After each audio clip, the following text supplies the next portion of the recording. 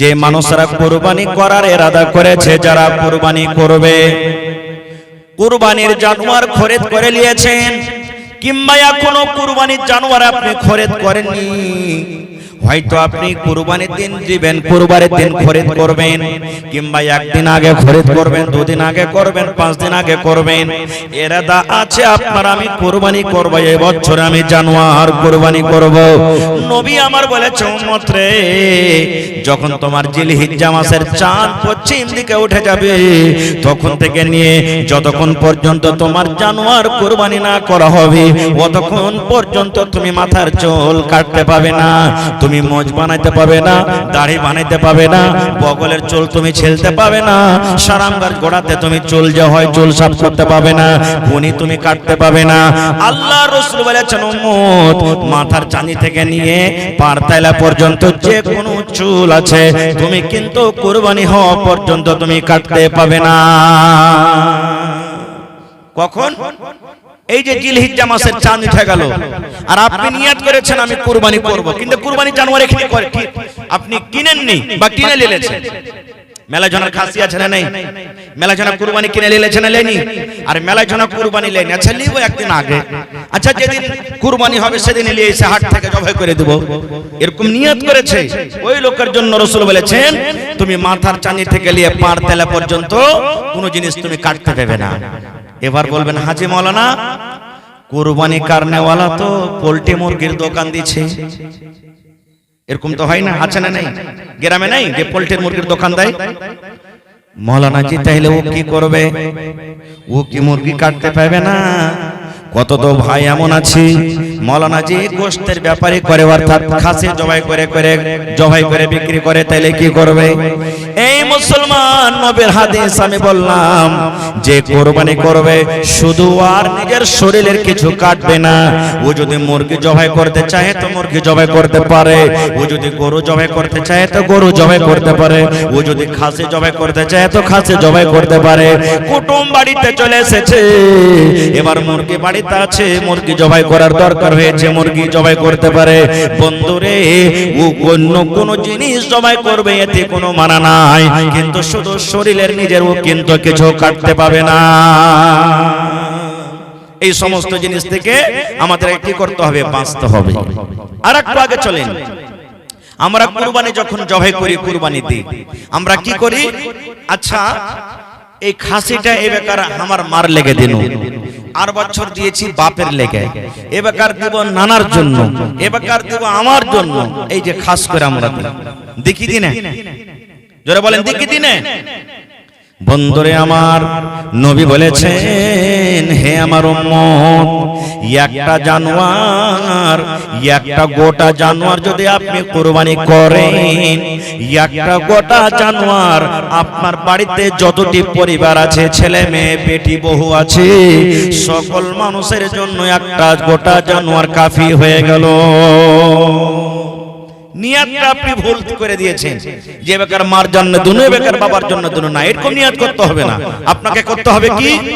আল্লাহ জি, আমি গোটা গরু দিয়ে দিলাম, আল্লাহ আমি গোটা ছাগল কুরবানি আমি করছি, এ রব্বুল আমিন তুমি আমার তরফ থেকে কবুল করো, আমার বিবির তরফ থেকে কবুল করো, আমার মায়ের তরফ থেকে কবুল করো, আমার আব্বার তরফ থেকে আল্লাহ কবুল করো, আমার বহুর তরফ থেকে কবুল করো, আমার বেটার তরফ থেকে আল্লাহ কবুল করো, আমার পোতার তরফ থেকে কবুল করো। এ রব্বুল আমিন, আমার বাড়িতে যত পরিবার আছে, মেয়ে ছেলে আছে, আল্লাহ সকল পরিবারের তরফ থেকে আল্লাহ জানোয়ারটাকে তুমি কুরবানি করলাম কবুল করো। আপনি নিয়াত করবেন, সবাই নেকি পাবেন, আর একটা লোকের নিয়াত করবেন তো কয়টা লোক নেকি পেলে? তো কোনটা লাভ হলো? খালি নিয়াত আপনাকে করতে কি লাগা আছে?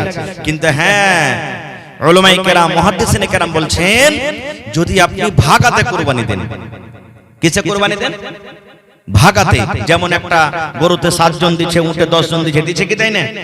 ভাগাতে যদি আপনি কুরবানি দেন, তাহলে একটা ভাগা একটা লোকের নামই হবে। কেন? একটা জানে 7টা না লোক হয়ে গেল যে ভাই, একটা ভাগা একটা মানুষের নামই হবে যদি ভাগাতে দেন।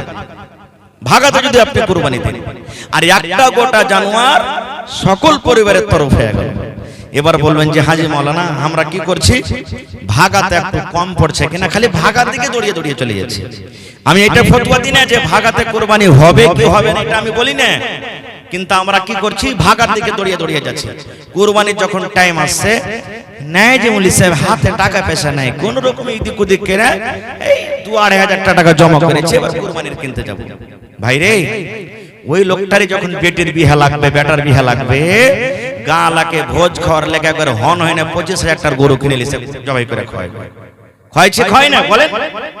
আর যখন কুরবানির যখন টাইম আসবে তখন কবে গোটা পারবো না, তখন ভাগার দিকে যাবে। আরে ভাই, এটা তো ইবাদত, ইবাদতে যদি আপনি পারবেন না, তো তখন তো আপনি ওই বাড়িতে যখন ভোজ লাগছে তখন একটা জানোয়ারকে কেমন করে আপনি খাইয়ে দিতে পারছেন? হ্যাঁ, এই জন্য নিয়াত করেন প্রত্যেক মানুষ একটা করে জানোয়ার জবাই করবেন, কুরবানি করবেন। আর একটু আগে চলেন, কুরবানি কি হিসাবে করতে হবে। আল্লাহ রাসূল আল্লাহ তাবারাক ওয়া তাআলা কোরআনে সূরাতুল হজ বলেন, লা ইয়ানালাল্লাহু লুহুমুহা ওয়ালা দিমাউহা ওয়ালাকিন ইয়ানালুহুত তাকওয়া মিনকুম। আজ সোমবার গেল, মেলে ভাই কুরবানি কিনেছেন, যারা কিনেনি সামনে হাটে কিনবে, কিনতে থাকবে। 10 জন 5 জন পয়সা গেছে, হবে সুলাইমান কোটি টাকা দিয়ে কুরবানি নিয়েছে, ওয়ার্কাটা বুঝুন 25,000 টাকা। কই যে হারে হদলা তুই কোটিতে নিয়েছিস, কই যে ওয়ার্কের থেকে 2,000 টাকা বেশি রে ভাই, 27,000 টাকা। কই যে আচ্ছা ওই আব্দুর রহমান কোটিতে নিয়েছে, কই যে ওয়ার্কাটা 30,000 টাকা। এই করতে করতে শেষে তখন কইবে তোরটা কট্টি রে ভাই, বোকা চোদা, যেমন তেমন জিনিস কুরবানি দেব নাকি? হ্যাঁ, আবে তেল চুইছে খালি আমারকে, তেল চুইছে খালি আমারকে জানোয়ারের, গোটা গ্রামে এরকম জানোয়ার কেউ কেনেনি, এরকম জানোয়ার হন হয় না একবারে কিনেছে। 7 জন যদি চড়েলি না, সব থেকে একবারে ফুলসরা তো হড় হড় হড় করে পার করলে চলে যাবে। এই যে দেখেন আল্লাহ রাব্বুল আলামিন বলেন, লা ইয়ানালাল্লাহু লুহুমুহা, হে আমার বান্দারা শোনো রে, যখন তোমরা কুরবানি করবে, কুরবানি যখন করবে আল্লাহ রাব্বুল আলামিনের দরবারে তোমাদের কুরবানির গোশত কিন্তু আল্লাহর কাছে পৌঁছে না, ওয়ালা দিমাউহা, এবং আল্লাহ রাব্বুল আলামিনের দরবারে কুরবানির খুন কিন্তু পৌঁছে না। তুমি 50,000 টাকাতে কুরবানি কিনেছো, 40,000 টাকা তুমি কুরবানি কিনেছো, 1 লাখ টাকাতে তুমি কুরবানি কিনেছো, 10,000 5,000 এ তুমি কুরবানি কিনেছো। আল্লাহ বলেন বান্দারে, তুমি কোন জানোয়ার কিনেছো, কত টাকাতে কিনেছো, এটা আমার দেখা নয়। তোমার জানোয়ারটাতে কত কেজি চর্বি হবে, এটা আমার দেখার নাই। তোমার জানোয়ারের ভিতরে কত কেজি রক্ত হবে, খুন হবে, এটা আমার দেখা নাই রে বান্দা।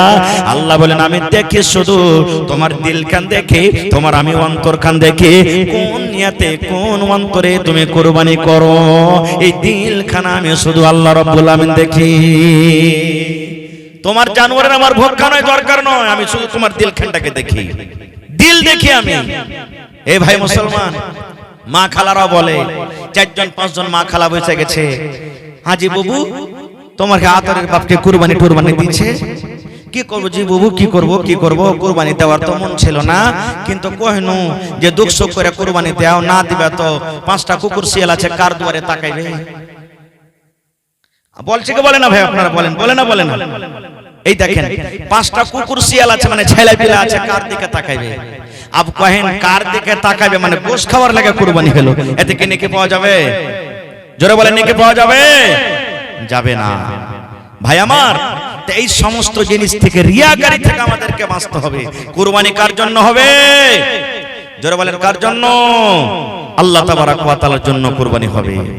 ভাই আমার, এইবারে আপনাদেরকে জানা দরকার সর্বপ্রথম দুনিয়াতে কে কুরবানি করেছিলেন? আল্লাহ তাবারাক ওয়া তাআলা যখন থেকে জমিন আসমানকে বানালছেন তখন থেকে নিয়ে দুনিয়াতে সব থেকে আগে কুরবানি কে করেছেন? আর কেন করলেন? সব থেকে আগে আদম আলাইহিস সালামের বেটা হাবিল এবং কাবিল কুরবানি করেছেন।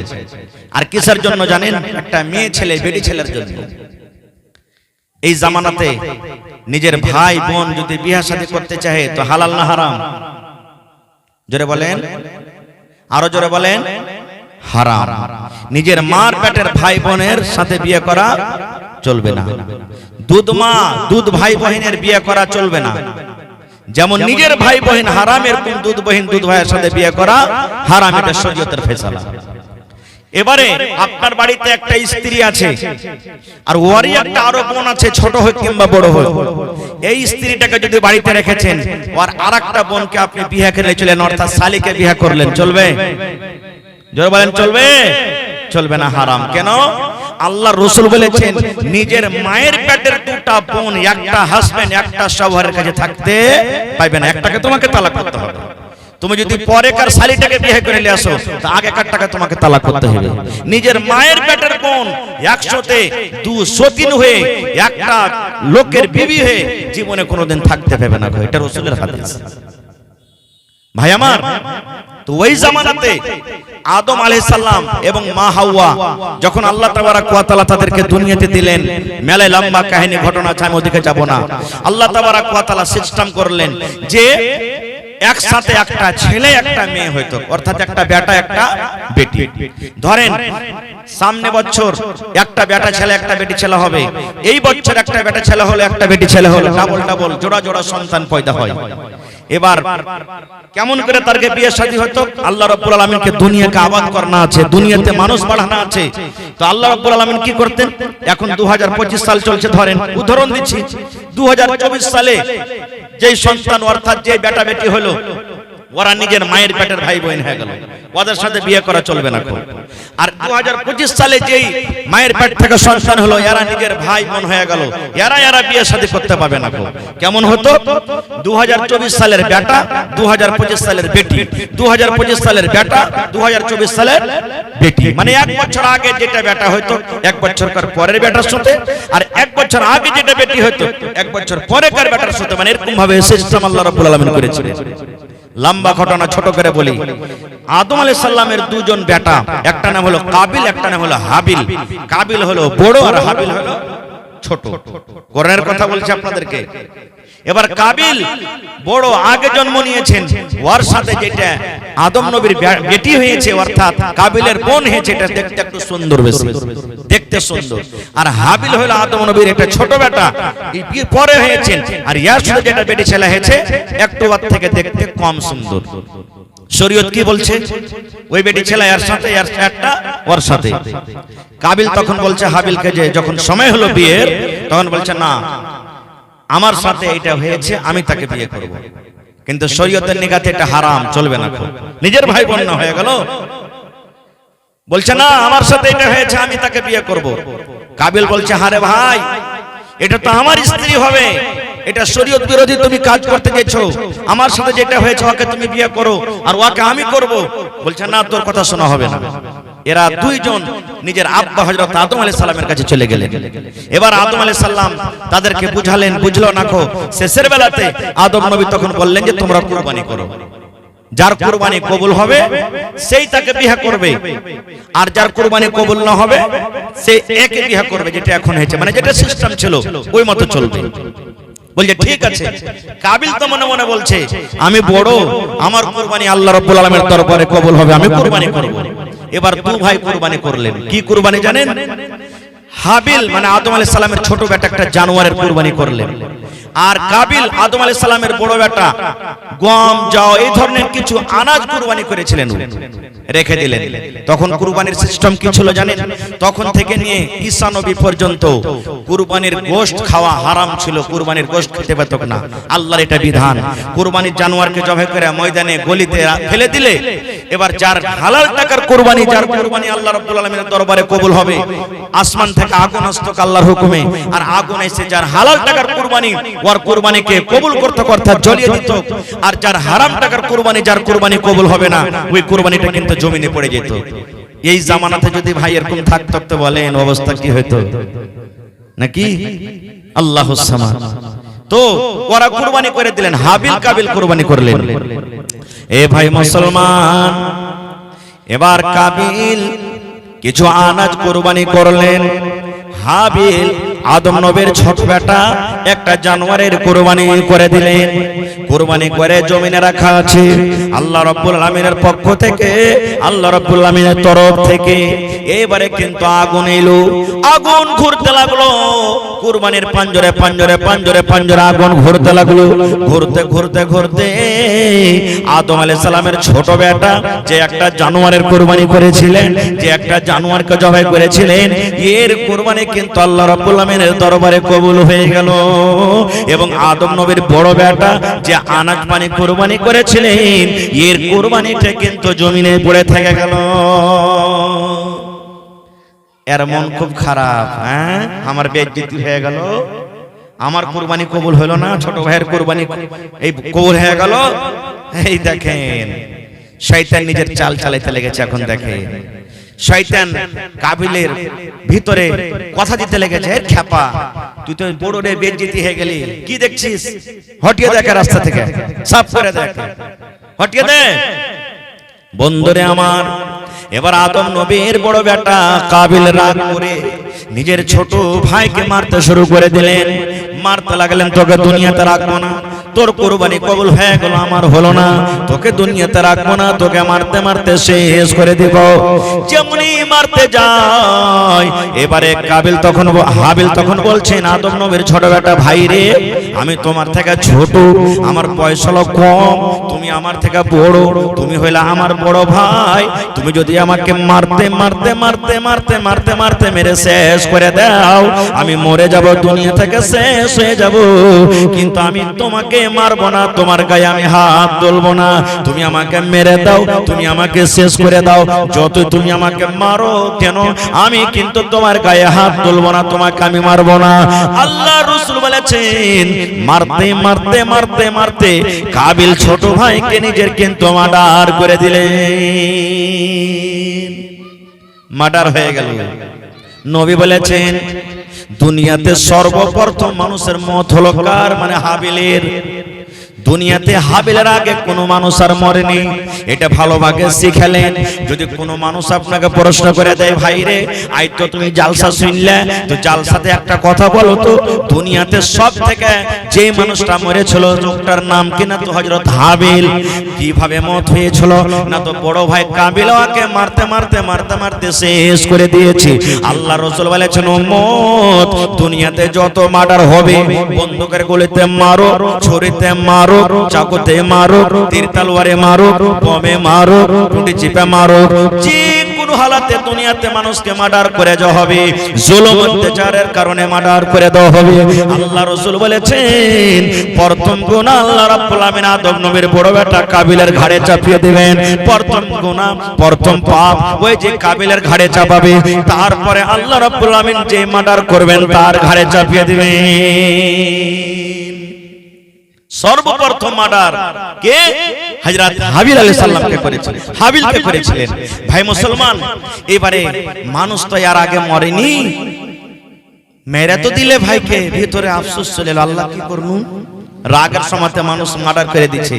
যখন পুলিশের তাড়তে লাগে তখন কইছে, আল্লাহ কি করনু রে, কে না মারনো রে, কে না মারনো। এই যে তো রাসূল বলেছেন, একজন সাহাবী কে রাসূল সাল্লাল্লাহু আলাইহি ওয়াসাল্লাম জিজ্ঞাসা করছেন, এই আমার সাহাবী, দুনিয়াতে সবথেকে শক্তিশালী কে, তাকাতওয়ার কে?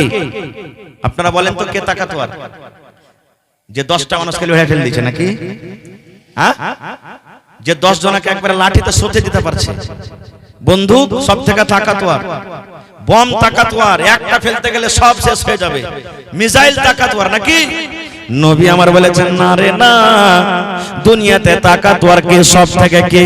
নবী আমার বলেছেন, এমন রাগ উঠে গেছে, এমন রাগ উঠেছে, মনে হয় বিবির ঝুঁটি খান ধরে তাকে পাড়া পাড়া পাড়া পাড় দুটা চড় মেরে দিই, এমন রাগ হয়েছে, মনে হয় ভাইয়ের গলাতে ছুরি দিয়ে ভাইকে মেরে ফেলে দিই, এমন রাগ হয়েছে, বেটার পরে এমন রাগ হয়েছে, মনে হয় খুঁট বেড়াতে এক মাথাতে দিয়ে মাথাটাকে ভেঙে দিই।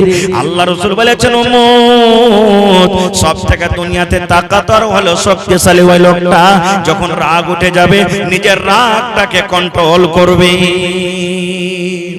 রাগটাকে যে একবারে কন্ট্রোল করে দিবে। রাসূল বলেছেন, সব থেকে তাকাতওয়ার শক্তিশালী হলো ওই। আমার ভাইরা দেখেন, কত ভাই এমন আছেন, বিবি যদি একটু উল্টা পাল্টা করে, ও তো মানুষ করবে, খুঁট বেড়ে নেবে, লাঠি নেবে, আর বলে হালের বেটি হালে, হট তোকে বাড়তে থবো না, মারতে মারতে মারতে ওর ঝুঁটিকে ধরে হটাইতে হটাইতে বাহির করে দিবে রোড থেকে, আর দুয়ারে বসে করে দিবে, বাড়িতে খালি সামনে ডক্টর কাঠ খড়াকে ঝরিয়ে দেবে। রাসূল বলেছেন, কেন তুমি এরকম করছো তোমার বিবিকে? তুমি ওকে রাগ করে বাড়ি থেকে বাইরে করে দিলে, ও যদি কোহরের সাথে পালিয়ে যায়, ও যদি কোহর কোনো মানুষের হাত খানটাকে ধরে নেয়, ওর পরে যদি কেউ হামলা করে দেয়, তাহলে পাপটা যে তোমারই হবে। দ্বিতীয় কথা, রাসূল বলেছেন, তুমি যখন মায়ের বেতা আদবের মায়ের মারো, বেআদবের কেন মায়ের মারছো? ওর চেহারাতে মারিও না, গালখানে মারিও না। তুমি এখন রাগ করে মেরে দাগ ফেলে দিলে, আর 1 ঘন্টা 2 ঘন্টা পর তোমার রাগটা যখন ঠান্ডা হবে, তখন তুমি যে পস্তাইবে, বেকার তোকে মারনো রে। দেখতে কত গালখানে দাগ পড়ে গেছে, মুখখানে দাগ পড়ে গেছে। রাসূল বলছেন যে না, ওর চেহারাতে তুমি মারিও না। কিন্তু আমরা কি বুঝছি ভাই? মারতে যখন লাগছে, ওরে আল্লাহ, 4-5 বাড়ির মানুষ এসে জমা হচ্ছে, এত জোরে জোরে মারছে। আর কত মা খালায় এমন আছে লক্কলি লাগানি, একটু আর পুরুষ খালি যদি ডাঁটে কিনা তো এমন করে চিল্লাবে যে কি হয়ে গেল। এরকম আছে কোনো মা খালার না ভাই আমার, মার্ডার হয়ে গেল, মাটি দিবে কেন? কারণ মানুষ তার আগে মরেনি। আমরা তো জানছি যে মানুষ মরতে গেলে ওকে মাটি দিতে হবে। বেয়াদবি হলে মাফ করবেন। আজকে আমাদের সমাজে এমন হয়েছে, গ্রামে যদি মাইয়া থেকে যাই তো মুখ দেখাতা কি করবো? হবে ওইটা যে ওয়ার মডেলের পঞ্চায়েত, আমরা কেন কবর খুঁড়তে যাবো? ওয়ার মডেলের পঞ্চায়েত আছে তো ও যাবে কবর খুঁড়তে? এই দেখেন না, মডেল পঞ্চায়েত এটা আমরা না করেছি ভাই, আমরা না দুনিয়াতে এটা করেছি, আল্লাহ আল্লাহ রাসূল তো করে জানেন। আমি আগে, আপনার আমি, মুসলমান মুসলমান মুসলমান ভাই। কত ভাই আছেন এখন পর্যন্ত ধোয়াইতে জানে না, মাইয়া ধোয়াইতে জানে না। কত ভাই আছেন কবর খুঁড়তে জানে না, যে কবরটা কিভাবে খুঁড়তে হয়, কারণ আগে আসে না, শিখে না। কাবিল কিন্তু দিশাহারা হয়ে গেল। আল্লাহ কি করবো? লাশটাকে কোলে করে ঘাড়ে করে নিয়ে খালি বিয়ে বাড়ে পাগলের মতন। আল্লাহ কি করবো? এই লাশটাকে কি করবো? এ ভাই মুসলমান, আল্লাহ রাব্বুল আলামিন 2টা পাখিকে পাঠিয়ে দিলেন। কি পাঠাইলেন? 2টা পাখিকে পাঠিয়ে দিলেন। কাবিল ছোট ভাই হাবিলের লাশ নিয়ে বসে আছেন। এবার পাখি 2টা সামনে দিকে আছে, সামনে দিকে পাখি লড়াই করতে লাগলো। আদম নবীর বড় বেটা কিন্তু দেখছে পাখিতে লড়াই করছে। লড়াই করতে করতে করতে করতে করতে আল্লাহ রাসূল বলেছেন, একটা পাখি আরেকটা পাখি কিন্তু মার্ডার করে দিল, একটা পাখি মরে গেল। যখন পাখিটা মরে গেল, যে পাখিটা মেরে দিল, ওই পাখিটা নিজের লোলে, নিজের চোঁচে কিংবা নিজের পায়ে পাখাতে এরকম ভাবে মাটি হটিয়ে হটিয়ে হটিয়ে হটিয়ে সুন্দর করে ওই মরা পাখিটাকে ওই জায়গাতে দফন করে চলে গেল। এবারে তখন কাবিল জানতে বলল, আল্লাহ রে, মানুষ যখন মরে যায় এরকম ভাবে তাকে জমিনে দফন করতে হয়, এরকম ভাবে জমিনে দফন করতে হয়। আর আমি কত খেপা মানুষ, আমি কত পাগলা মানুষ, নিজের ভাইকে আমি মেরে দিয়ে, নিজের ভাইকে আমি মার্ডার করে দিয়ে আমি দফন করতে জানলাম না, আর আমার সামনে 2টা পাখি এসে কিভাবে দফন করে চলে গেল। ভাই মুসলমান দেখলেন? তাহলে সর্বপ্রথম কুরবানি করেছিলেন কে? হাবিল আর কাবিল। এই করতে করতে করতে করতে করতে সিলসিলা আস্তে আস্তে আস্তে, কারণ সময় খুব লম্বা হতে ইচ্ছে, শর্টে বলছি। এবার যখন ইব্রাহিম নবীর জামানা চলে এলো, ইব্রাহিম নবীর 80-85 বছর বয়স হয়ে গেছে ভাই, একটা ছেলে পেলে হয়নি, একটা সন্তান হয়নি। আজ যদি আমাকে 10 বছর 5 বছর বিয়ে শাদী হয়ে যায়, ছেলে পেলে না হয়তো কোনঠে না যাব না, কত পীর বাবার কাছে যাব, কোন গাছের তলাতে যাব, কোন মন্দিরের কাছে যাব, কোনঠে যাব, হে আঁচল পাইতে পাইতে দোয়া করবো, আল্লাহ তুমি একটা ছেলে দাও। আল্লাহ, আল্লাহ ঠোঁট মোটা হয় তা চলবে, কান কাটা হয় তা চলবে, দাঁত ভাঙা হয় তা চলবে, কিন্তু আল্লাহ ছেলে দাও। হা হা হা, এটা বল দোয়া। যখনই আল্লাহর কাছে চাইবেন, ভালো দোয়া চাইবেন, ভালো দোয়া করেন। আপনি খারাপ ছেলে চাইতে পারলেন, খারাপ দোয়া করলেন, ওই জায়গাতে যদি ভালো দোয়া করেন তো আল্লাহ আপনাকে ভালো ছেলে দিবে না। দেখেন ইব্রাহিম নবীর 80-85 বছর বয়স, মাথার চুল পেকে গেছে, বুড়িয়ে গেছেন, বয়স হয়ে গেছে, স্ত্রী বুড়িয়ে হয়ে গেছে, বুড়ি হয়ে গেছে, সন্তান কিন্তু হয়নি। কিন্তু আল্লাহর জাত, আল্লাহর রহমত থেকে কোনোদিন নিরাশ হয়ে যায়নি। এত বয়সে দোয়া করছেন আল্লাহর কাছে, কি জানেন? রব্বে হাবলি মিনাস সালিহিন, আল্লাহ তুমি একটা নেককার বেটা দাও আল্লাহ আমাকে, আল্লাহ সালেহ বেটা দাও আল্লাহ, আল্লাহ নেককার বেটা বেটি দাও। আমরা তো দোয়া করছি আল্লাহ বেটা বেটি দাও, কিন্তু নেককার বেটা বেটি দাও এটা দোয়া করি না। দোয়া করতে হবে, আওলাদ যখন সন্তান পেটে থাকবে আপনাকে দোয়া করতে হবে, আল্লাহ আমার স্ত্রীর পেটে যেটা সন্তান হবে, আল্লাহ সন্তানটা তুমি নেককার করিও, আল্লাহ বেটা হোক বেটি হোক, আল্লাহ তুমি নেককার করিও, দিনদার করিও আল্লাহ। আল্লাহ যাতে ইমানদার হয়, মুনাফিক না হয়, আল্লাহ চোর ডাকাত লুচ্চা লাফাঙ্গা না হয়, এরকম ভাবে আপনাকে দোয়া করতে হবে। যেদিন বিবির সাথে আপনি মিলামিশা করবেন সেদিন আপনাকে দোয়া পড়তে হবে, বিসমিল্লাহি আল্লাহুম্মা জান্নিবনা শাইতান ওয়া জান্নিবিশ শাইতানা মা রাযাকতানা। এই দোয়া পড়ে আপনাকে বিবির সাথে মিলামিশা করতে হবে। কিন্তু আমরা দোয়া ঠুয়া কি জানি, কয়টা লোক পড়েছি আমরা। খায়ের যা হোক, ইব্রাহিম নবী দোয়া করছে, আল্লাহ তুমি আমাকে একটা সালেহ নেককার ছেলে দাও আল্লাহ। আল্লাহ রাব্বুল আলামিন ইব্রাহিম নবীকে তখন আল্লাহ রাব্বুল আলামিন খবর দিয়ে দিলেন, খুশখবরি দিয়ে দিলেন, ফাবাশশারনাহু বিগুলামিন হালিম।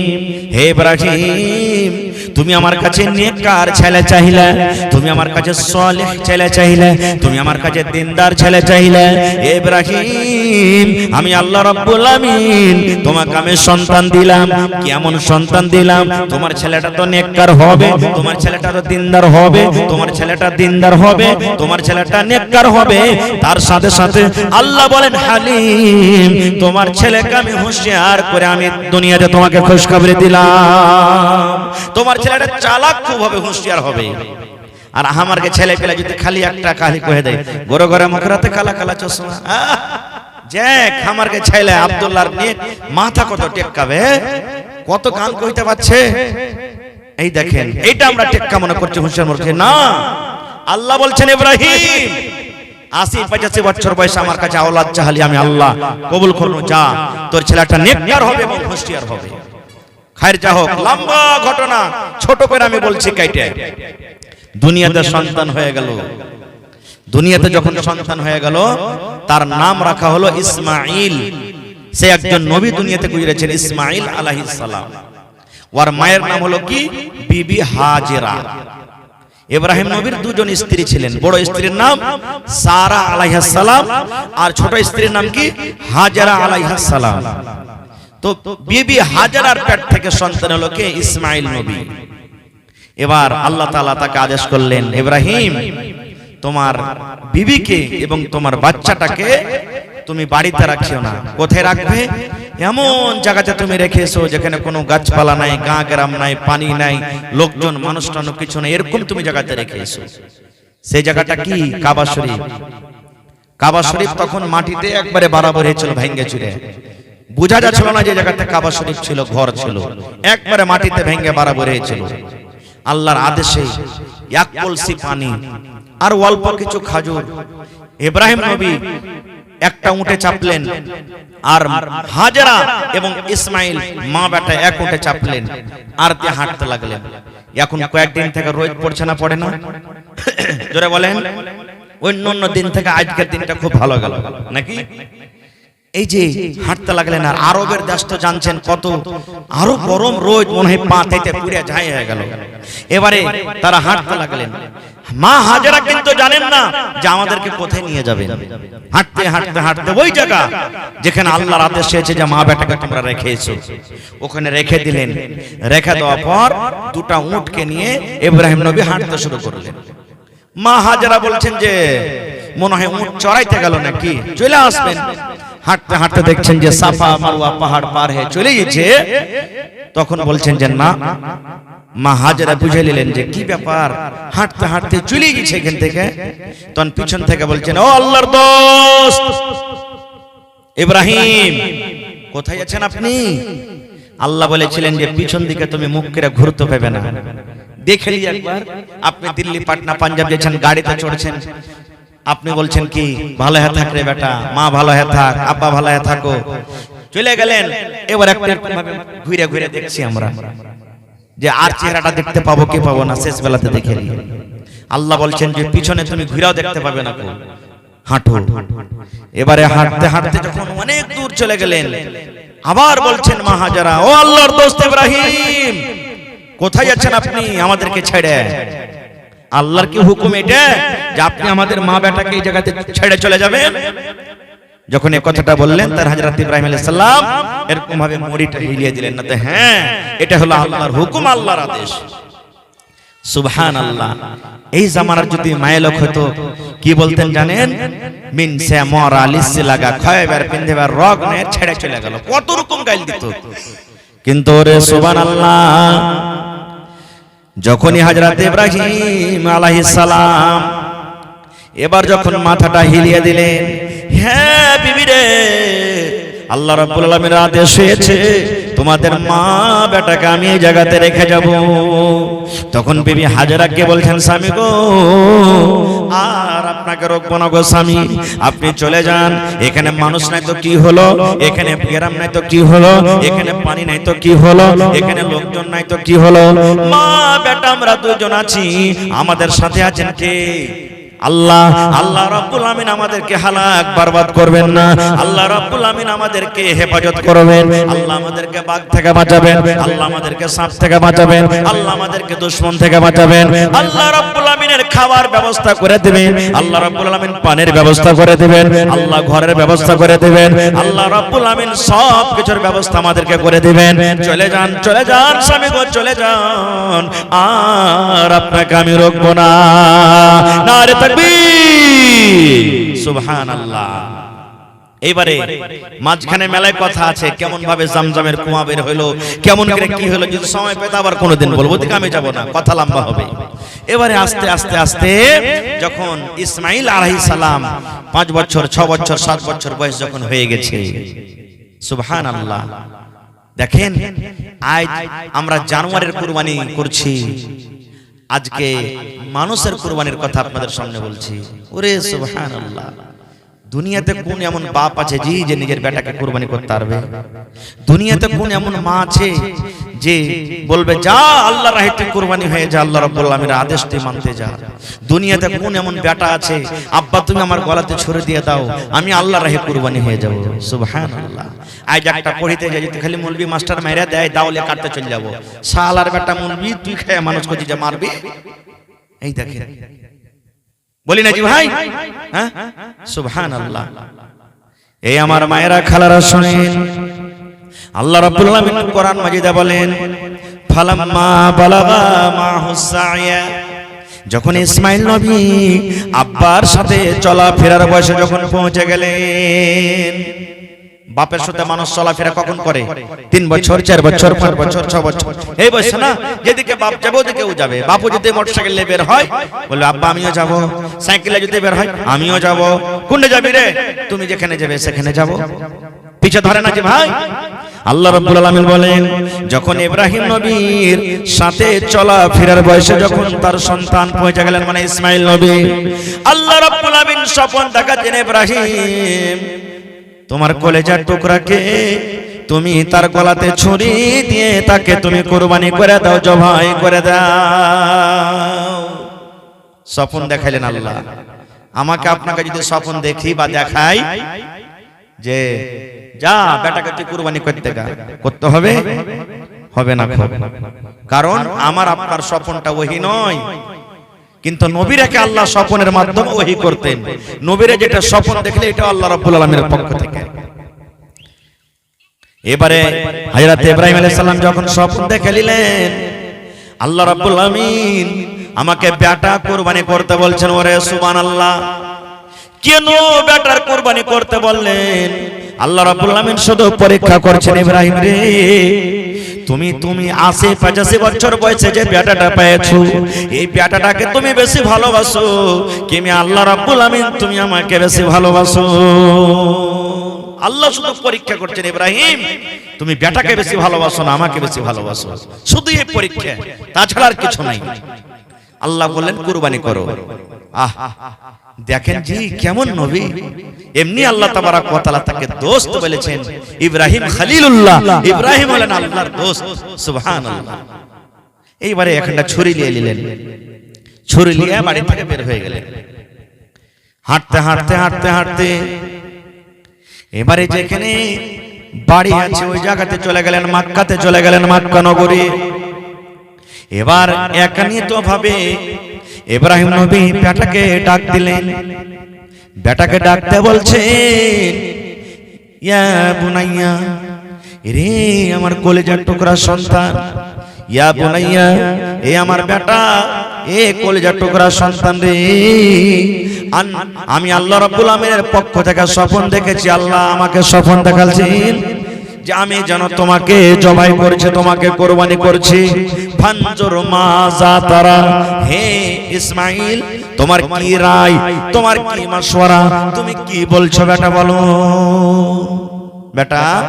আল্লাহর আদেশ হয়েছে আমি যেন তোমার গলাতে ছুরি দিয়ে তোমাকে জবাই করছি, তোমাকে আমি কুরবানি করছি। বেটা তোমার রায় কি, মাশওয়ারা কি বলো তো। এই জন্য একজন বলছেন, বাপ কা বেটা সরস কা ঘোড়া, কুছ नहीं তো থোড়া থোড়া।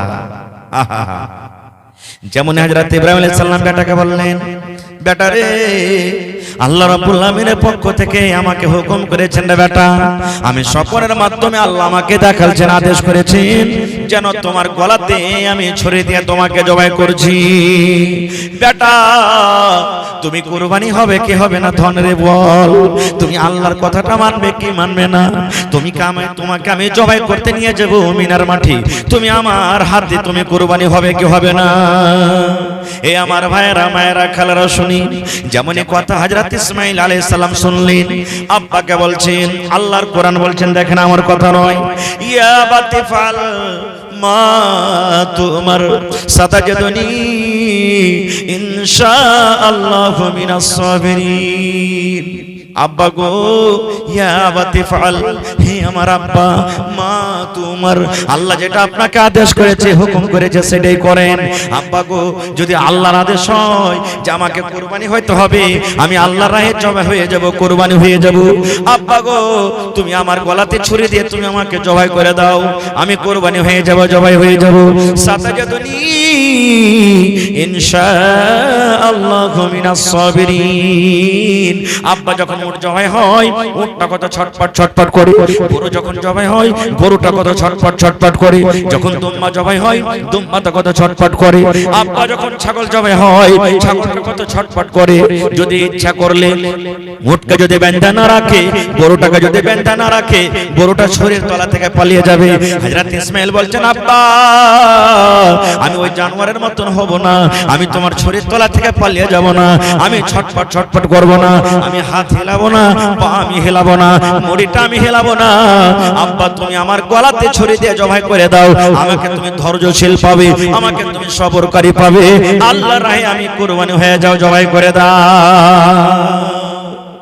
ওরে সুবহানাল্লাহ। তাহলে বাপও রাজি, বেটাও রাজি। আল্লাহ কোরআনে বলেন, ফালাম্মা আসলামা, বাপ বেটা যখন রাজি হয়ে গেল, আল্লাহ নিজে বলছেন, হে দুনিয়ার মানুষ, আমি আল্লাহ রাব্বুল আমিন ইব্রাহিম নবীকে কুরবানি করতে বললাম বেটাকে। এবার ইব্রাহিম নবী নিজের বেটাকে বললেন, বেটাও রাজি হয়ে গেল।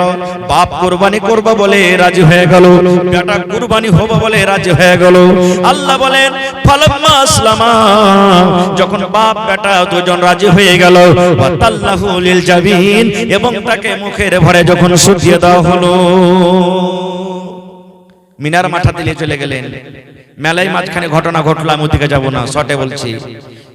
এবারে মিনার মাথাতে নিয়ে ময়েজা হাসানাতে বা অন্য অন্য কোন কিতাবে লিখছেন, সত্য মিথ্যা আল্লাহ জানে, হয়তো মানুষরা বোঝার জন্য লিখেছেন কোন কোন মুসান্নিফ, যে যখন কুরবানি করতে যাবে ওই টাইমে ওই সময়তে ইসমাইল নবী আব্বাকে বলছেন কিছু কথা। কি কথা জানেন? আব্বা গো, যখন আপনি আমাকে কুরবানি করবেন, আপনি নিজের চোখে পাট্টিটা দিয়ে দিবেন, নিজের চোখটাকে বন্ধ করে দিবেন। কেন বন্ধ করবেন?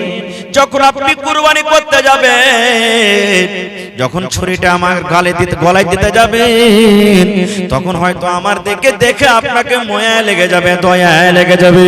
এই জন্য আব্বা জান, আপনি নিজের চোখে পট্টি বেঁধে নেবেন, যেন ছুরিটা ঘুষতে আপনাকে দয়া মায়া না লাগে, আল্লাহর হুকুমটা যেন আপনি পালন করতে পারেন। একটা কথা এটা বলেছিলেন। আর কি বলেছিলেন জানে? ইসমাইল নবী বলেছিলেন, আব্বা গো, যখন আপনি আমাকে কুরবানি করে বাড়িতে চলে যাবেন, দয়া করে আমার জামা কাপড় গুলো আপনি খুলেলেন। কেন খুলেলেন? মা বাড়িতে আছে, আমার জামা কাপড় যখন আমার মা দেখবে আমার জামা কাপড়ে রক্ত লেগে আছে, খুন লেগে আছে, হয়তো আমার মাকে দয়া লেগে যাবে, ময়া লেগে যাবে, আমার মা হয়তো কত কাঁদবে আমার জন্য। এই জন্য আম্মা তুমি আমার এই জামা কাপড়কে খুলে দাও। এই ধরনের কিছু কথা বলেছিলেন। আল্লাহু আলাম। ভাই আমার, এবারে ছুরে কিন্তু ঘুষতে যাবে। ওরে সুবহানাল্লাহ, আল্লাহ রাব্বুল আমিনের যত দুনিয়াতে ফেরেশতা আছেন সব ফেরেশতা কাছে আল্লাহ কি তোমার ইমতিহান, কি তোমার পরীক্ষা, যত দুনিয়াতে জীবজন্তু আছে ওরে আল্লাহ সবাই কিন্তু আল্লাহ পেরেশান হালাতে আছে। আল্লাহ কি হলো, কেমন তোমার পরীক্ষা? আজকে একটা বাপ নিজের গলাতে ছুরি দিবে, আজকে নিজের বেটাকে গলাতে ছুরি দিয়ে জবাই করবে। আল্লাহ আল্লাহ কি হলো, কেমন পরীক্ষা? ওরে সুবহানাল্লাহ, হযরত ইব্রাহিম আলাইহিস সালাম নিজের বেটার গলাতে ছুরি দিতে যাবেন রে বন্ধু, জবাই করতে যাবেন। এরকম টাইমে আল্লাহ রাব্বুল আমিন জিবরিল ফেরেশতাকে ডাকতে বলছেন, জিবরিল রে আমার পাগলটাকে দেখ, দেখ রে দেখ, বেটাকে শুটিয়ে দিয়েছে আর হাতে ছোরা নিয়ে নিয়েছে, যতক্ষণ পর্যন্ত জবাই না হবে অতক্ষণ পর্যন্ত কিন্তু হটবে না। যা রে জিবরিল যা যা, জান্নাতের ভিতরে চলে যা, জান্নাত থেকে একটা জানোয়ার নিয়ে এলে, জান্নাত থেকে একটা দুম্বা নিয়ে এলে, আর ওই দুম্বা তুই তাড়াতাড়ি করে চলে যা মিনার মাঠে, মিনার ময়দানে আমার ইসমাইলকে তুমি তার ছড়ির তলা থেকে টেনে নাও এবং ইসমাইলের জায়গাতে জানোয়ার দুম্বাটাকে তুমি রেখে দাও। আল্লাহ রাব্বুল আমিনের আদেশে এবারে জিবরিল আমিন এবারে তখন ওই দুম্বা নিয়ে এসে হাজির হয়ে গেলেন। ইসমাইল নবীকে তার ছড়ির তল থেকে টেনে নিলেন, দুম্বাকে তার সামনে শুইয়ে দেওয়া হলো, বিসমিল্লাহি আল্লাহু আকবার বলে জবাই করে দিলেন। যেমন জবাই হয়ে গেল, দুম্বা কেটে গেল।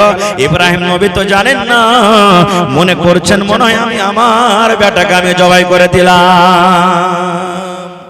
এবারে যদি পট্টি হটিয়ে দেখছে বা নামো দিকে যখন দেখছে তখন দেখছে আরে আমি তো একটা জানোয়ার জবাই করলাম, দুম্বা জবাই করলাম। সামনে দেখছে জিবরিল ফেরেশতা দাঁড় হয়ে আছে, বলছে কই আমার ছেলে ইসমাইল কই? হযরত জিবরিল আলাইহিস সালাম বলছেন, হে আল্লাহর দোস্ত, হে আল্লাহর নবী, আল্লাহ রাব্বুল আমিন আপনাকে শুধু পরীক্ষা করার জন্য আদেশ করেছিলেন তুমি বেটাকে কুরবানি করো। আল্লাহর শুধু পরীক্ষা ছিল ইব্রাহিম রে তুমি ৮০-৮৫ বছর বয়সে আমাকে বেশি ভালোবাসো না তোমার বেটাকে বেশি ভালোবাসো, এই পরীক্ষা করার জন্য আল্লাহ আপনাকে আদেশ করেছিলেন। আপনি পরীক্ষাতে পার হয়ে গেলেন, আপনি ইমতিহানে পাস করে গেছেন, আল্লাহর ইমতিহানে আপনি পাস হয়ে গেছেন। এই জন্য ইব্রাহিম আর বেটাকে কুরবানি করতে হবে না, বেটাকে আপনাকে কুরবানি করতে হবে না। আল্লাহর আদেশ হলো এইটা যে আপনি আজ থেকে নিয়ে আল্লাহ রাব্বুল আমিনের আদেশে, আল্লাহ রাব্বুল আমিনের দরবারে, আল্লাহ রাব্বুল আলামিনের রাহে একটা করে আপনাকে জানোয়ার কুরবানি করতে হবে। নারে তাকবীর, একটা করে জানোয়ার কুরবানি করতে হবে আপনাকে। ভাই মুসলমান, বছরের মধ্যে 5টা দিন রোজা রাখা আল্লাহ রাব্বুল আলামিন হারাম করে দিয়েছেন।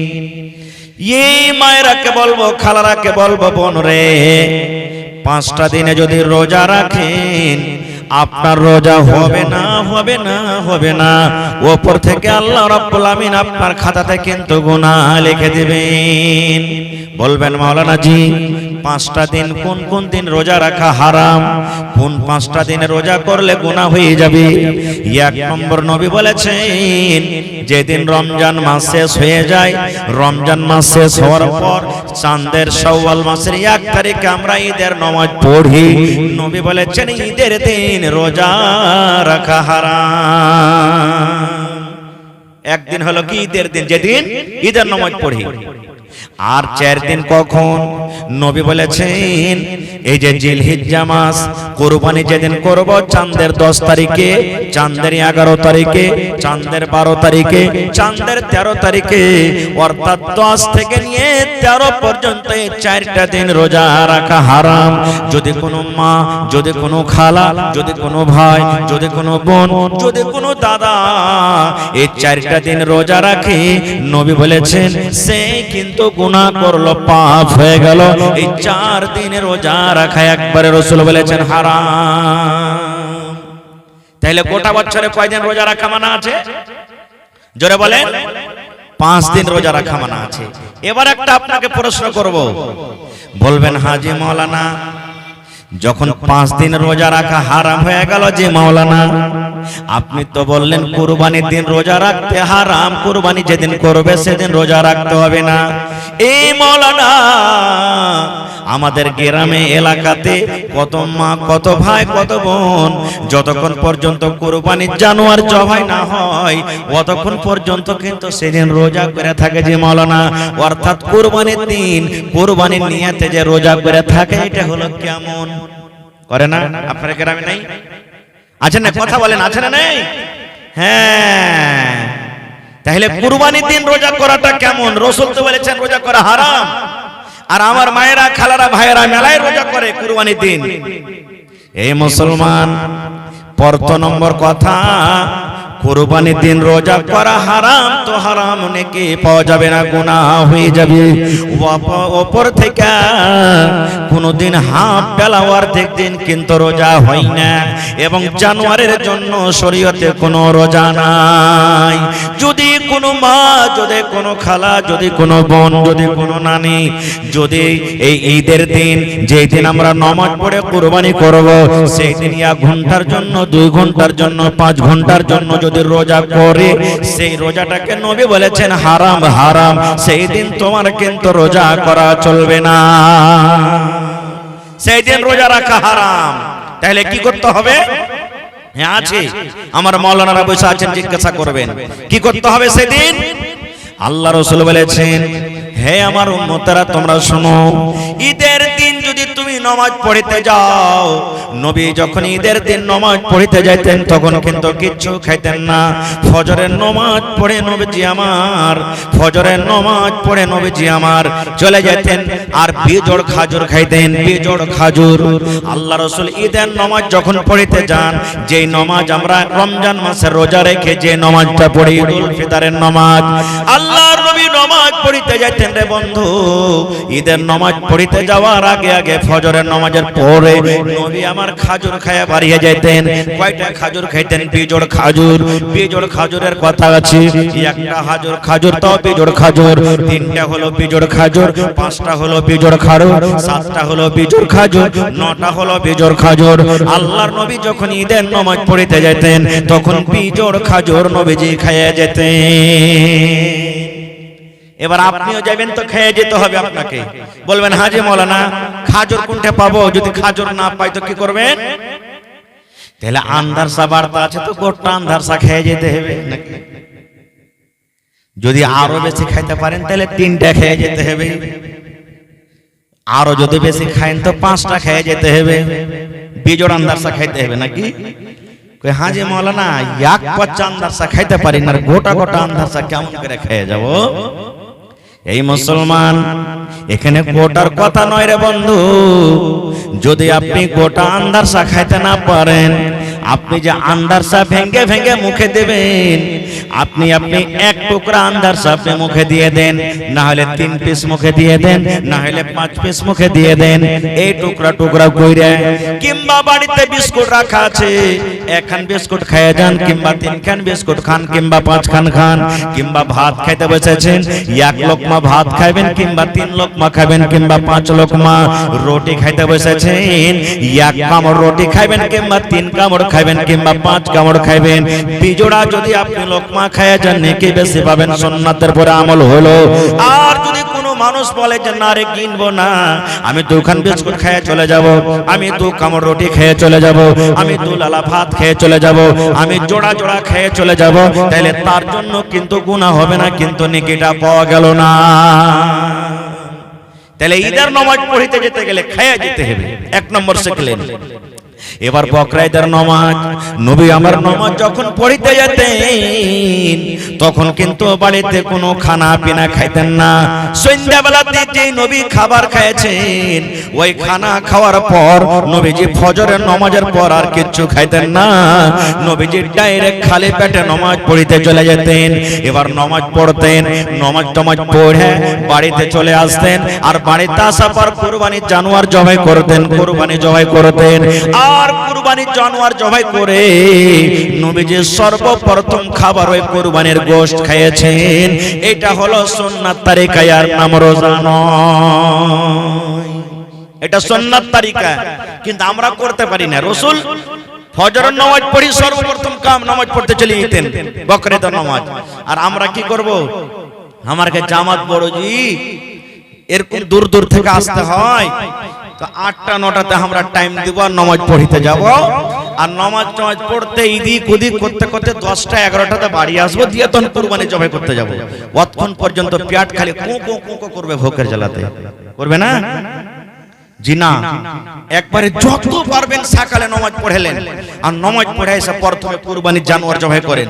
আর জানোয়ার জবাই করে গোশত বানাইতে তো লেট হয় না, হবে আপনি আধ কেজি 1 কেজি 2 কেজি গোশত আপনি দিয়ে পাঠিয়ে দেন বাড়ি, এই রান্না বান্না করতে বলগা। এবার কোন রকম তাড়াঘোড়া করে ছেলে মিলে বাড়িতে চলে গেলেন, তব তলক বাড়ির গোশত কি হলো, রেডি হয়ে গেল, আপনি ওই গোশত খাইলেন।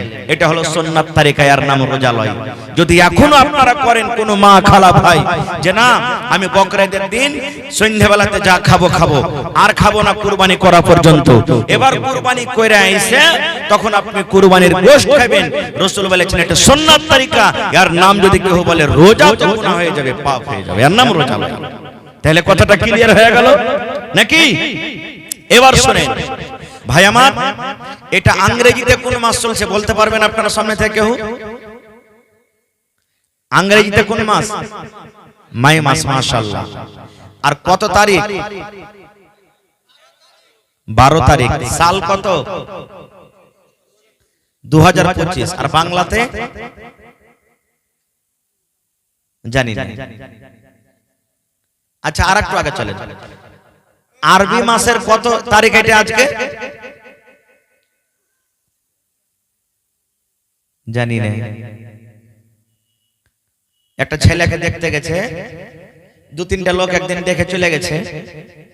আর একদিন নতুন নতুন 2-4টা মানুষ এসে দেখবে লেগে, তো বলছে যে আরে বাবা তোমার নাম কি? তোমার মধ্যে যে জিজ্ঞাসা করছে প্রথম দিনও কিন্তু এসেছিল, ওই যে তোমার মনে থাকে না তো তুমি লেখা দিতে পারো না যে আমার নাম কি? তুমি সেদিন জিজ্ঞাসা করলে ফের আজও তোমাকে কহো যে নামটা কি? হ্যাঁ ভাই আমার, আমরা মুসলমান, আল্লাহর দেওয়া নাম। আরবি মাসটাকে রেখেছেন আল্লাহ, এটা আল্লাহর দেওয়া নাম। আল্লাহ তাবারক ওয়া তাআলা আরবি মাসের নাম রেখেছেন। এটা হলো আরবি মাসের আজকে 13 তারিখ, 14 তারিখের রাত পড়ে গেছে। দিন আগে না রাত আগে? আরবি মাসের রাত আগে, দিন পরে। বুঝতে পারলেন তো? যদি কোনো বাচ্চা ধরেন মাগরিবের আজানের পর হয়ে গেল, আজকে মাগরিবের আজান হলো, বাচ্চা হয়ে গেল, আকিকা 7 দিনকে দিন লাগবে। তো ধরেন আজ সোমবার গেল নাকি, মঙ্গলবারের রাত চালু হয়ে গেল, মঙ্গলবার থেকে দিন গুনতে হবে, সোমবার থেকে হবে না। এটা মনে করিলেন ভালো করে। মেলায় জনা ফোন করে হাজি মাওলানা সোমবারের দিন যায় রাইতে হয়েছে বাচ্চাটা, তো কোন দিন থেকে দিন ধরবো জি মাওলানা? তো মঙ্গলবার থেকে ধরতে হবে। যদি কহে মাওলানা মাগরিবের আজানের টাইম হয়ে গেছে, আজানও শুরু হয়েছে আর ছেলেটা হয়েছে, তা মঙ্গলবার থেকে হবে। আজান কখন হয়? ঠিক আছে, দুবার আগে না পরে? জোরে বলে। হ্যাঁ, তো যেমনি আজান হয়ে গেল তেমনি এই রাত চালু হয়ে গেল, পরের দিনকার রাত। ভাই আমার, তো আল্লাহ যদি বাঁচিয়ে রাখে আমাদেরকে, ইনশাআল্লাহ তাআলা সামনে মাসের আরবি জিলহিজ্জা মাসের 10 তারিখে আমরা কুরবানি করব এবং ঈদুল আজহার নামাজ পড়ব ইনশাআল্লাহ তাআলা। এই কুরবানি সম্পর্কে কিছু কথা আপনাদেরকে বলবো ভাই আমার। তাহলে কুরবানি করার 4টা দিন আছে। কয়টা দিন? ভালো করে শুনবেন, দামি কথা দিয়ে যাবে যে আপনারা ইনশাআল্লাহ। কুরবানি 4 দিন পর্যন্ত করতে পারবেন। কয় দিন? কথা বলেন, কয় দিন? 4 দিন। চাঁদের 10 তারিখ, চাঁদের 11 তারিখ, চাঁদের 12 তারিখ, চাঁদের 13 তারিখ। কয় দিন হলো? চাঁদের 10 তারিখে যদি কুরবানি করতে না পারেন তো চাঁদের 11 তারিখে করবেন। 11 তারিখে যদি করতে না পারলেন চাঁদের 12 তারিখে করবেন। চাঁদের 12 তারিখে না হলো চাঁদের 13 তারিখ পর্যন্ত আপনি কুরবানি করতে পারবেন, 4 দিন। এবার রাসূল বলেছেন গোটা বছরে 5 দিন রোজা করা হারাম। কেউ যদি 5টা দিন রোজা করে তো আর নেকি না হয় কি হবে? জোরে বলেন কি হবে? গুনাহ হবে। রাসূলের হাদিস, আমার নয়। কি বলেছেন নবীজি? রে আমার উম্মতের দল, আল্লাহ রাব্বুল আলামিন সবে বেনামাজি বসিয়া মৃত ব্যক্তি কি রূপে যাই চলিয়া শোনেন সবে বেনামাজি বসিয়া মৃত ব্যক্তি কি রূপে যাই চলিয়া কাফন পরিয়া যখন নিয়ে যাবে কবরে মৃত ব্যক্তি কেন্দে কেন্দে বলিবে কাফন পরিয়া যখন নিয়ে যাবে কবরে মৃত ব্যক্তি কেন্দে কেন্দে বলিবে যে চারজনা নিয়ে যাবে কবরে সেই চারজনা যাবেন বোঝেন সঙ্গেতে যে চারজনা নিয়ে যাবে কবরে সেই চারজনা যাবেন বোঝেন সঙ্গেতে অবশেষে সে চারজনা গেল না কবরেতে নামাইল দুইজনা অবশেষে সে দুজনা গেল না অবশেষে সে চারজনা গেল না কবরেতে নামাইল দুইজনা কবর থেকে সে দুজনা উঠিল মৃত ব্যক্তি কেন্দে কেন্দে বলিল কোথায় আছো পরাণের আমি জান গো বসিয়া দুধের দাবি দেন গো আমায় ছাড়িয়া কোথায় আছো পরাণের ভাই বোন বসিয়া খুশির সাথে দেন গো আমায় পঠায়া মেলায় কথা আছে বলার কুরবানি সম্পর্কে বলতে গেলে কথা আরো লম্বা হয়ে যাবে তবে কুরবানি এই কুরবানির টাইমে মালের কুরবানি হয় মালের কুরবানি আমরা জবাই করি আর কুরবানির জানোয়ার জবাই করে দিলাম 2 দিন 3 দিন 4 দিন 5 দিন 10 দিন মাংস খেয়ে নিলাম খাইয়ে দিলাম পড়োশিকে আর দিয়ে আমরা সময়টাকে কাটিয়ে দিলাম এর মানে কুরবানি নয় এর মানে কুরবানি নয় কুরবানিতে মেলায় কথা কিছু লুকিয়ে আছে ভাই মুসলমান আজকে আল্লাহ তাবারক ওয়া তাআলার রাহে আজকে আমি দেখতে চাই যে জানের কুরবানি আপনাদেরকে আমি চাইনি যেমন ইব্রাহিম নবী ইসমাইল নবীকে কুরবানি করতে গেছিলেন এই মতো বেটার কুরবানি আমি করতে চাইনি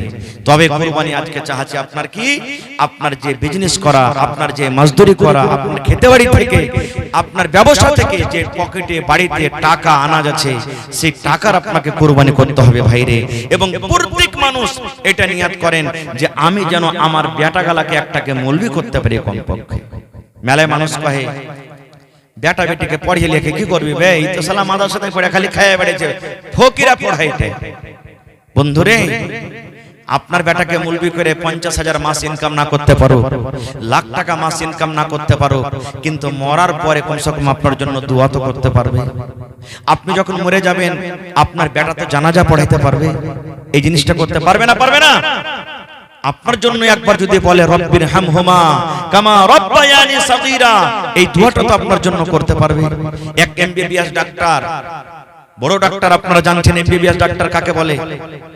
বাপ জমি জায়গা বিক্রি করে ছেলেকে পড়ালছে। বাপের খবর হলো যে বাপ মারা গেছে, 80 বছরকার বয়স। ডাক্তার বাবু এমবিবিএস ডাক্তার আইসা হাজির হয়েছে, জামাত লাইন লেগে গেছে, জানাজার নামাজ হবে। আল্লাহ রাসূল বলেছেন যে যদি গ্রামের ইমাম আছে ভালো কথা, গ্রামে ইমাম আছে ভালো কথা, এবার যার বাড়িতে মাইয়া থেয়েছে ও যদি বলে যে আমার বাপের জানাজা আমি পড়াবো, আমার মায়ের জানাজা আমি পড়াবো, আমার ভাইয়ের জানাজা আমি পড়াবো, আমার কাকার জানাজা আমি পড়াবো, এটা ইখতিয়ার আছে। রাসূল বলেছেন যদি পড়াইতে চাহে তো পড়িতে পারে। ইমাম সাহেবকে বলে দিতে হবে যে ইমাম সাহেব আজকে আমি আমার বাপের জানাজা আমি পড়াবো, ইমাম সাহেব আজকে আমি মায়ের জানাজা আমি পড়াবো, ইমাম সাহেব আজকে আমি অমুকের জানাজাটা আমি পড়াবো। ইমাম সাহেবকে বলতে হবে। বন্ধুরে, ইমাম সাহেব বলছেন ডাক্তার বাবু আপনার আব্বা আপনাকে কত টাকা খরচ করে এত বড় ডাক্তার করেছেন, পড়িয়ে লেখাচ্ছেন, আপনি 50,000 লাখ টাকা 2 লাখ টাকা মাসে ইনকাম করছেন, আজকে আপনার আব্বার জানাজাটা আপনি পড়িয়ে দেন। সুবহানাল্লাহ। যেমনই কথাটা বলা ডাক্তারের চোখ দিয়ে ঝরঝর ঝরঝর ঝরঝর করে পানি ঝরতে শুরু হয়ে গেছে। আল্লাহ কি হলো? এবার ইমাম সাহেব বলছেন হে ডাক্তার বাবু আপনি কেন কাঁদেন? আপনার চোখে কেন পানি ঝরে? বাপ মরে গেছে বলে আপনি কাঁদেন, আপনার আব্বা দুনিয়া থেকে চলে গেছেন বলে আপনি কাঁদেন। এবারে ডাক্তার সাহেব বলছেন এ ইমাম সাহেব আমার আব্বা জান মারা গেছে এই জন্য আমি কাঁদি না, আমার আব্বা জান দুনিয়া থেকে চলে গেছেন এই জন্য আমি কাঁদি না। এবারে বলছেন ইমাম সাহেব তাহলে ডাক্তার বাবু কেন কাঁদেন? আপনার চোখ দিয়ে কেন পানি ঝরে? এইবারে ডাক্তার বলছেন ইমাম সাহেব আমার আব্বা জান জমি জায়গা বিক্রি করে আমাকে এত বড় ডাক্তার করেছেন, আমি মাসে 10,000 15,000 50,000 টাকা করে আমি ইনকাম করি। ডাক্তার বাবু ইয়া তো আমাকে আমার আব্বা জান তালিম দিয়েছেন, ইলম দিয়েছেন, শিক্ষা দান করেছেন, আমি দেশের নামকরা ডাক্তার হয়েছি, আমি বড় ডিগ্রিধারী ডাক্তার হয়েছি, কিন্তু আল্লাহ রাব্বুল আমিন আমাকে একটা ইলম থেকে মাহরুম রেখেছেন, একটা ইলম আমি কিন্তু শিখতে পারিনি। বলছেন কি ওরে আল্লাহ, বলছেন এত ইলম শিখেছি কিন্তু আজকে আমার আব্বা জান যে মারা গেছে আমার আব্বা জানের জানাজা কেমন করে পড়াইতে হবে, জানাজার দোয়াটা কি কি নিয়ম কানুনে নবীজি জানাজার নামাজ পড়িতে বলেছেন এই জিনিসটা কিন্তু আমি জানি না, যার কারণে আমার চোখটা পানি ঝরে। বন্ধুরে, এই জন্য প্রত্যেক মানুষ নিয়ত করেন যে আমি একটা বেটাকে ডাক্তার করব, মাস্টার করব, একটা বেটাকে প্রফেসর করব। এটা নয় যে আমি দ্বীনের ইলম দিব না। রাসূল বলেছেন প্রথমে দ্বীনের ইলম দাও, দ্বীনের তালিম দাও, তারপর তখন দুনিয়া দেখো। ভাই মুসলমান, আমাদেরকে মাস্টার করতে হবে, ডাক্তার করতে হবে, ইঞ্জিনিয়ার করতে হবে, প্রফেসর করতে হবে, সব জিনিস আমার দরকার, কিন্তু প্রথমে দ্বীনের শিক্ষা দ্বীনের ইলম দিতে হবে, যেন বড় হয়ে আপনার আমার ওই ছেলে মুরতাদ বেদিন বেধর্ম যেন না হয়ে যায়। এবং দ্বীনি তালিম দেওয়াতে কি লাভ আছে জানেন? আমার মাওলানারা বসে আছেন, জিজ্ঞাসা করবেন। আল্লাহ রাসূল বলেছেন ইজা মাতাল ইনসান, মানুষ যখন মরে যায় তার সমস্ত আমল কিন্তু বন্ধ হয়ে যায় ইল্লা মিন সালাসা। নবী বলেছেন তিনটা আমল এমন আছে রে মরার পরও কিন্তু কবরে নেকি যেতে থাকে, মরার পরও কিন্তু কবরে নেকিটা বন্ধ হয় না। তার মধ্যে একটা নবী বলেছেন ওয়ালাদুন সালিহুন ইয়াদউ লাহু, নেককার বেটা নেককার বেটি দুনিয়াতে ছেড়ে গেছে, আপনার আওলাদ আপনার ছেলে নেককার আছে, নামাজি ফরজি আছে, আপনার ছেলেটা নেককার আছে, নামাজ পড়ে, আপনার ছেলেটা রোজার মাসে রোজা রাখে, আপনার বেটা বেটিরা পর্দাশীল হয়ে থাকে, শরীয়ত বিরোধী কাজ করে না, শরীয়তের মতো দুনিয়াতে চলে। আল্লাহ রাসূল বলেছেন ওই নেককার বেটা বেটি যখন কোরআন পড়বে আল্লাহ রাব্বুল আলামিন ওই নেকিটা কবরে পৌঁছে দিবে। আপনার ওই বেটা বেটি যখন মা বাবার জন্য দোয়া করবে আল্লাহ রাব্বুল আলামিন ওই দোয়াটাকে কবরে পৌঁছে দিবেন। আপনার ওই নেককার বেটা বেটি আপনি মরে চলে গেছেন কবরে, আপনার জন্য যখন দান করবে, আপনার জন্য যখন সাদকা করবে আল্লাহ রাব্বুল আমিন ওই দানটাকে আপনার কবরে কিন্তু পৌঁছে দিবে। কিন্তু ছেলে নেককার হবে তাহলে তো দান করবে, আর নেককার হলেও নিজে খাড়িয়া মুদবে, আর যে খাড়িয়া মুদবে তো কি জানে যে মা বাবার জন্য কেমন দোয়া করতে হয়। ভাই মুসলমান, তাহলে লম্বা কথা আর না করে আজকে হলো মাদ্রাসার জলসা, এটা হলো একটা পড়ার জায়গা। আপনাদের নসিব, আপনাদের ভাগ্য ভালো যে আজকে একটা মাদ্রাসা করতে হবে, মাদ্রাসা দরকার, এই জন্য আপনারা জালসা লাগিয়েছেন। তবে ভাই দেখি আল্লাহর কোন এমন বান্দা আছেন আজকে এই মাদ্রাসার জন্য 1 ডিসমিল 1 কাঠা জমিন দান করতে পারবেন কেউ? গত রাতের আগারাতে আমি জালসাতে ছিলাম, সুবহানাল্লাহ, লাভা সাইডে। আল্লাহুস সামাদ, দুজন তিনজন আল্লাহর বান্দা জমিন দান করেছেন। পাড়ায় জালসাতে জমিন দান হয়। একটা লোক 50,000 টাকা দান করেছেন, সুবহানাল্লাহ। আজকে কেউ আছেন একটা লোক কোন আল্লাহর বান্দা 1000 ইট দান করবেন? কারণ মাদ্রাসার বুনিয়াদ হবে নাকি, মাদ্রাসা নতুন ভাবে তৈরি করতে হবে। 1000 ইট কেউ দিতে পারবেন? 5টা লোক খাড়িয়ে জানতো যে মৌলানা আমি 1000 ইট দিলাম, আমি 1000 দিলাম, আমি 1000 দিলাম। 5টা লোক কেউ খাড়িয়ে যান, মৌলানা 100 সেফটি আমি বালু দিয়ে দিলাম, কেউ 100 সেফটি গিট্টি দিয়ে দিলাম, কে 1 কুইন্টাল রড দিয়ে দিলাম। এবং 10টা লোক খাড়িয়ে যান, মৌলানা 5 বড়া 2 বড়া 10 বড়া করে আমি সিমেন্ট দিয়ে দিলাম। এবং প্রত্যেক মানুষকে আমি বলি কমসে কম 30টা লোক এমন আইছেন যে 1500 করে দিতে পারবেন। আল্লাহর কিতাব কোরআন কত পারা আছে ভাই? জোরে বলেন। 30 পারা কোরআন আছে। কোরআনের দাম আল্লাহ ছাড়া কেউ দিতে পারবে না। তবে তার মান সম্মান রেখে দেখি 30 পারা কোরআনের দাম আমি আপনাদের কাছে চাই। 500 টাকা করে যদি দেন 60 জন লাগবে, 1000 করে যদি দেন 30 জন লাগবে, 2000 করে যদি দেন 15 জন লাগবে, 5000 করে দেন তাহলে 6 জন লাগবে, আর 10000 করে দেন তো 3 জন লাগবে। তো আসেন তো দেখি বিসমিল্লাহ করেন তো। কেউ মায়ের জন্য, কেউ বাবার জন্য, কেউ নিজের জন্য, কেউ স্বামীর জন্য, কেউ বিবির জন্য, কেউ বেটার জন্য, কেউ বেটির জন্য। আল্লাহুস সামাদ। আজকে দেখি কে মালের কুরবানি করতে পারবেন। এই নেক জায়গাতে দুনিয়া থেকে আপনি চলে যাবেন, মাদ্রাসা কায়েম থাকবে, এটা সাদকায়ে জারিয়া। আল্লাহ রাসূল বলেছেন যত বাচ্চারা পড়ালেখা করবে আপনার মাদ্রাসাতে, যত হরফ পড়বে, মরার পরও আল্লাহ তাবারক ওয়া তাআলা কবরের ভিতর আপনার নেকি জারি করে দিবেন। আসেন দেখি।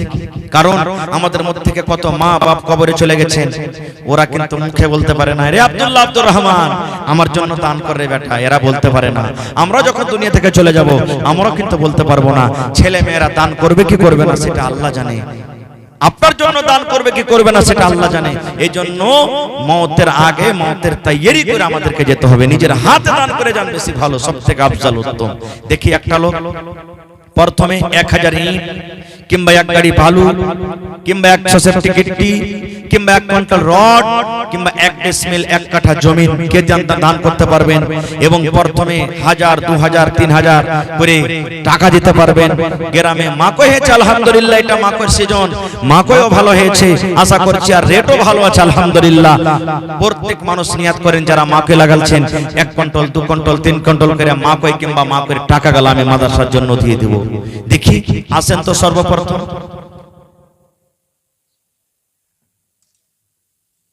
আসেন কোন আল্লাহর বান্দা আছেন প্রথমে 1000 2000 5000 এই করে করে দান করবেন। ভাইরে এই দানটা একটা এমন জিনিস, রাসূল বলেছেন দান করতে গেলে আপনার হায়াতকে আল্লাহ তাবারক ওয়া তাআলা বাড়িয়ে দেন। এবং আপনার উপরে যদি কোনো মুসিবত আনেওয়ালা থাকে আল্লাহ তাবারক ওয়া তাআলা এই দানের বিনিময়ে সেই মুসিবতটাকে কিন্তু দূর করে দেয়। আপনার রুজি রোজগারে আল্লাহ তাবারক ওয়া তাআলা বরকত দেয়। যারা হয়তো মাকই বেচেছেন টাকা পাননি, লিখে দেন যে মাওলানা